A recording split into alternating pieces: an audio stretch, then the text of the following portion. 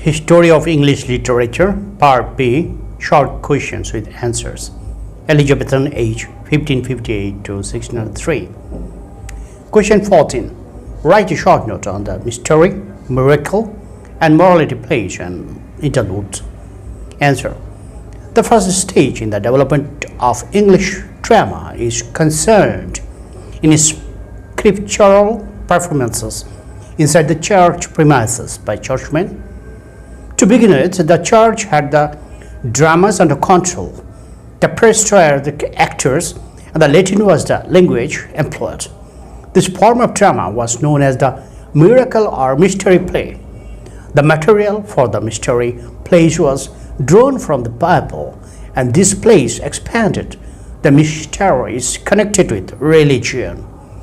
Miracles consisted of the stories of saints in whose honor they were enacted.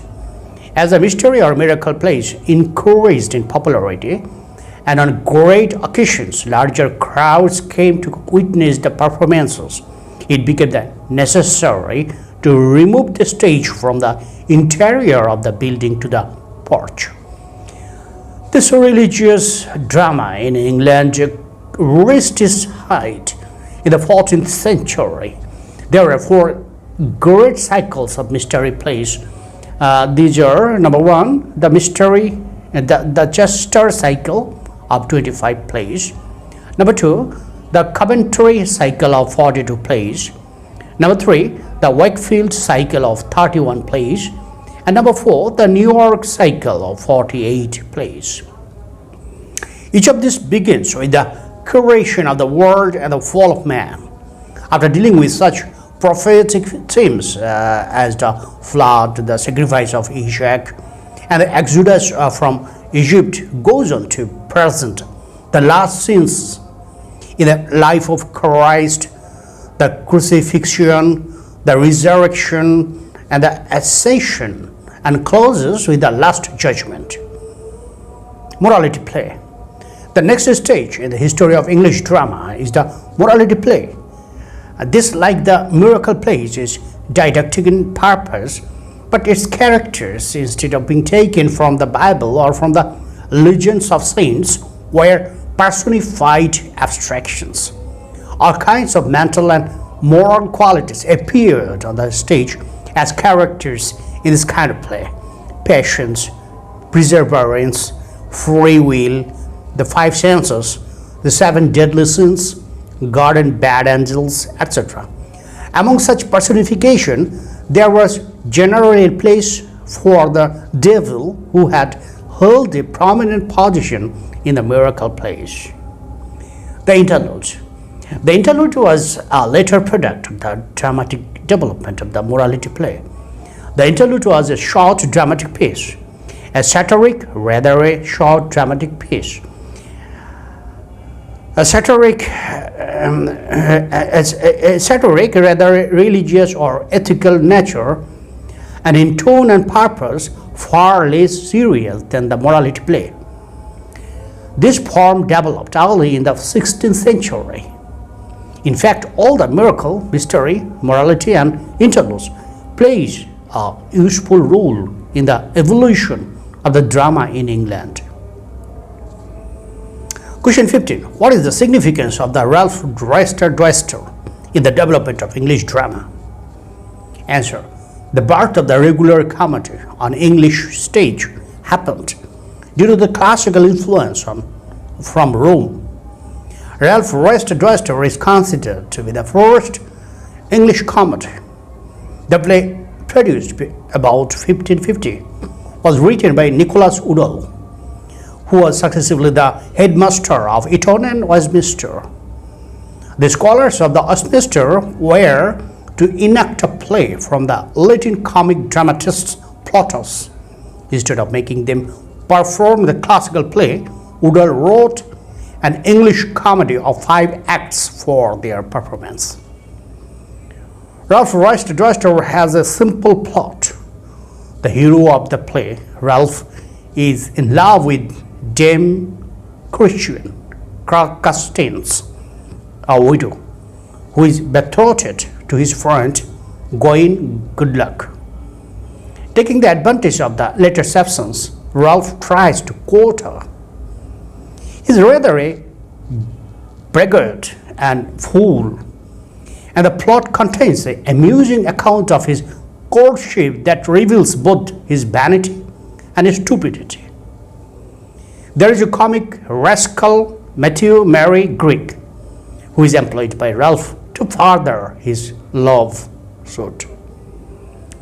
Ralph is reminiscent of the heroes of Plautus, full of pride and idiocy. Mary Greek is also a clownish, roguish figure of the classical Latin comedy. But the heroine, Constance, is quite normal English matron of the time.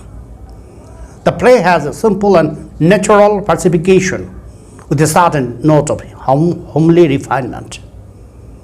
As a comedy, the play occupies a significant place in the history of English drama. However, immeasurably inferior in the qualities of humor and imagination, the Ralph Dwester may claim to be a respectable forerunner of Shakespeare's farcical masterpiece, The Merry Wives of Windsor. Question 16. What is the significance of the Gorboduc in the development of English tragedy? Answer. Under the impact of the Renaissance, the regular drama in English tragedy as well as comedy had a spontaneous growth. The first extant English tragedy was produced in 1561. It was Gorboduc, written jointly by Thomas Sackville and Thomas Norton. Both the authors were lawyers and members of the Parliament. Norton was supposed to write the greater portion, the 3 of the 5 acts of the play. Gorboduc had its basic inspiration from the classical Roman tragedy of Seneca. Senecan tradition started in English with Gorboduc.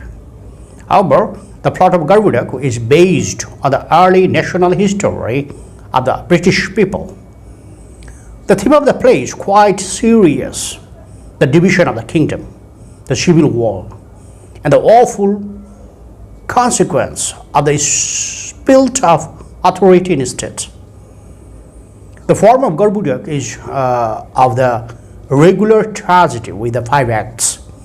The play has also an alternative title, Ferrex or Porrex, after the names of the 2 principal figures of the play. Gorboduc is an English king who abdicates in favor of his 2 sons, Ferrex and Porrex. This leads to the bloody confrontation between the 2 brothers. The younger brother kills the elder. There follow the events of bloodshed and revenge. The queen avenges the murder of her beloved son, Ferrex, by killing Porrex. The indignant people rise in rebellion and murder both the old king and the queen. The civil war and the acts of bloody murder cover the plot that ends in a characteristic Senecan mood. Nonetheless, Gorboduc is not a successful tragedy, though Sir Philip Sidney has admitted it as a great play. There is a lack of dramatic action on the stage. The speeches are long and heavy and composed in no felicitous blank verse. The play is rather melodramatic in effect. Yet Gorboduc has a great influence on the English tragedy. Moreover, the use of blank verse in Gorboduc is found to have marked a new phase of growth in the English dramatic expressions. Question 17. What do you mean by Arcadianism? Write a short note on it. Answer. In the earliest history of English novel writing, Sir Philip Sidney's Arcadia is often included, although it has not exact character of an official novel. It was written about 1580 to please his sister, Countess of Pembroke, and it was dedicated to her. The Arcadia has also an alternative name, the Countess of Pembroke. However, Arcadianism is derived from Sydney's Arcadia. It is typical of the literary spirit of the Renaissance. It is distinguished for its style, which directly reflects the Renaissance love for beauty, color, sound, and all poetic resources of the English language. The important fact to note is that all the qualities of poetic imagination appeared in a prose work rather than in poetry or a book of poems. As a result, something very remarkable thing happened. A new style in prose evolved, which may be called the typical Renaissance style in prose. The chief feature of the style may be described as typically expressive of the imaginative qualities of the creative genius of the Renaissance. In other words, the prose style is highly poetic prose. It will be no exaggeration to say that it was poetry in prose or highly poetic prose. In fact, the creative power of the English Renaissance imagination came out with all force, and we can say with full justification that they embody both the spirit and form of the initial prose of Elizabethan Renaissance. The parallel style of Arcadianism is euphuistic style of John Lyly. Both these styles found to have inspired a good many Elizabethan Romance writers. Along with Lyly's Euphues, it constitutes an important milestone in the advancement of the prose literature of the Elizabethan age. Question 18. Write a short note on the university wits. Answer.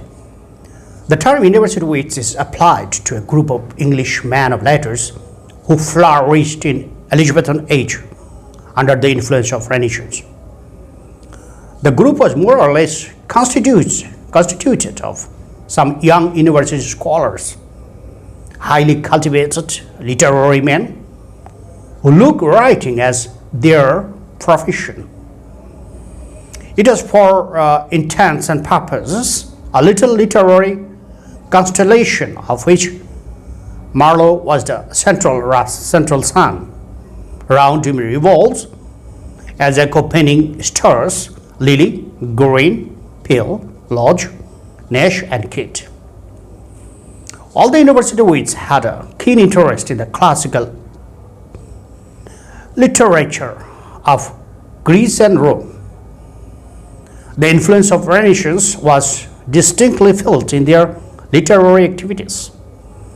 John Lyly, 1554 to 1606, as a literary master, was an innovator both in dramatic literature and in prose. It was with the publication of his prose romance, Euphues, The Anatomy of Wits, in 1579. His prose style is better known as Euphuism. Euphues and his England was the second prose work of Lyly. Some of his plays, like Campeche, Sappho, Chapeau and Pau, Endymion, Midas, and the Woman in the Moon, received the commendation of the age. Robert Greene, 1554 to 1592, was also an original master and showed his proficiency equally in prose romances and in pure writing. Some of his romances are Mammalia, Pendasto, Menaphon, etc. His pleasure, Orlando, Ferruccio, Friar Bacon, and Friar Bungay, King of Aragon, James IV, etc. George Peele was mainly a playwright and wrote some poems. His chief plays are Arrangement of Paris, Edward I, The Battle of Alcazar, The Old Wives' Tale, King David, etc. The dramatic work of Lodge and Nash could not attain any eminence in the great age of the Elizabethan drama. Lodge was the author of Rosalind and Euphues' Golden Legacy. Nash is noted for his The Unfortunate Traveller of the Life of Lake Wilton. Unfortunate Traveller of the Life of Jack Wilton. Thomas Kyd achieved much popularity through his only play, The Spanish Tragedy. He was influenced by Seneca, and for popularizing the blood and revenge theme, the Spanish tragedy stood out prominently. The greatest of the university wits, the greatest protagonist of the pre-Shakespearean drama was Christopher Marlowe. The great plays with which Marlowe triumphed were Tamburlaine, Dr. Faustus, The Jew of Malta, and Edward II. As the dramatic artist, he occupied the place next to Shakespeare. The university wits were indeed a band of brilliant literary artists. In fact, they were the great innovators and instructors. Question 19. Write a short note on the Globe Theatre. It was 2 centuries since drama had moved out of the church and into the street. The mystery plays dramatized biblical stories on summer holidays and also continued during Shakespeare's time. Their formation had transformed much pageant and spectacle to the stage. There was public appetite for drama, which explored the interest of a large new audience. Theatre was erected by commercial joint ventures companies outside the city and on the south bank of the Thames. The need for a commercial theatre was felt. Strolling players did not make money since audience melted away. Later on, the spectator put his penny in the box at the entrance in order to witness movies. However, in 1599, the new Globe Theatre stood. It was a 3-storied high building. It could hold almost 3,000 audience. The plays were put on in the afternoon in this enclosed yard with its roofed stage and test galleries. Shakespeare called it the 2 hours traffic of the stage. There was no scenery to change. As once scene ended, another would begin. The Globe Theatre became popular. It catered to the public taste of entertainment. While Shakespeare wrote his first successful plays, the Elizabethan theatre was already flourishing. A great variety of plays were written and performed. Some of the dramatists observed the stagecraft of Greek and Roman dramatists, but Shakespeare constructed his dramas on more colorful and exuberant style. Shakespeare wrote most of his plays for the performance of Globe Theatre. It was a roofless theatre with room for the audience. The main part of the stage was a raised platform. Customers with more money had seats in the galleries. The open stage could not be separated from the audience by curtain, and actors performed on it with some easily movable props, but without much sceneries. The theatre was destroyed by great fire in 1613. It was reconstructed and reopened in 1614. It remained in use until the closure of the theatre during the Cromwell's Puritan administration. The theatre was ransacked in 1644.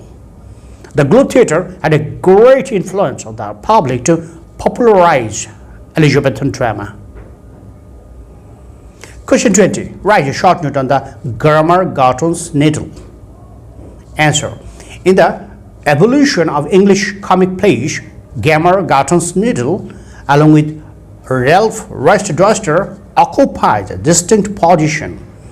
It is supposed to be produced earlier than the other play. According to some opinion, the play was produced in 1550, earlier than Ralph Rust-Duster. But there is also the view that Gammer Gurton's Needle was published in the same year, 1553, with Ralph Rust-Duster. The authorship of the play is ascribed to some John Steele, Master of Arts of the University of Cambridge and Bishop of Bath and Wells. Gammer Gurton's Needle, like Ralph Rust-Duster, has a classical background inspired by the Latin authors Terence and Plautus. Yet the play is native and original in its plot, dramatic situations, and characters. The plot of the play is quite farcical, Platon in nature, and based on an insignificant matter. Mother Gammer loses her needle while mending the breeches of her husband Hodge. As she is mending, she spies the cat give in the milk pan and rushes to that. When she returns, she finds her needle lost. It is this loss of the needle that centers an action full of farcical events. There are suspicions, quarrels, and similar other affairs with which the whole village is agog. Ultimately, the lost needle is discovered as Hodge gives out a cry that the needle is in his breeches. The plot of the play is quite simple and amusing and has a sort of low humor. The play does not belong to the cultured community, and it is quite realistic in its representation of rural life. The characters are drawn from the actual English villages of the time, and their dialogues are full of liveliness.